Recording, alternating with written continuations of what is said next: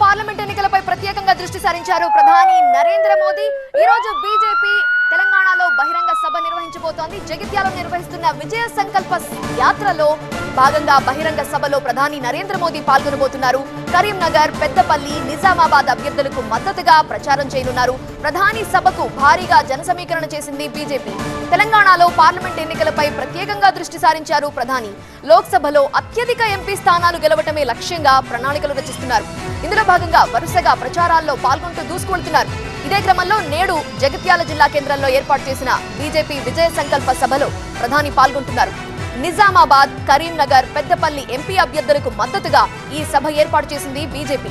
ఈ పార్లమెంట్ ఎన్నికల్లో నిజామాబాద్ అభ్యర్థిగా ధర్మపురి అరవింద్, కరీంనగర్ అభ్యర్థిగా బండి సంజయ్, పెద్దపల్లి అభ్యర్థిగా గోమాసే శ్రీనివాసులను ఇప్పటికే ప్రకటించింది బీజేపీ అధిష్టానం.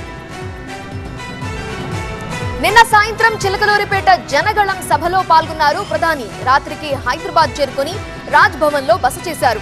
ఈ ఉదయం రాజ్ భవన్ నుండి బయలుదేరి బేగంపేట ఎయిర్పోర్ట్ కు చేరుకుంటారు. అక్కడి నుండి ప్రత్యేక హెలికాప్టర్ లో బయలుదేరి 11 తరువాత జగిత్యాల చేరుకుని బహిరంగ సభలో పాల్గొంటారు. మరోవైపు సభకు వర్షం ముప్పు పొంచి ఉన్న నేపథ్యంలో ప్రత్యేక ఏర్పాట్లు చేశారు బీజేపీ నేతలు.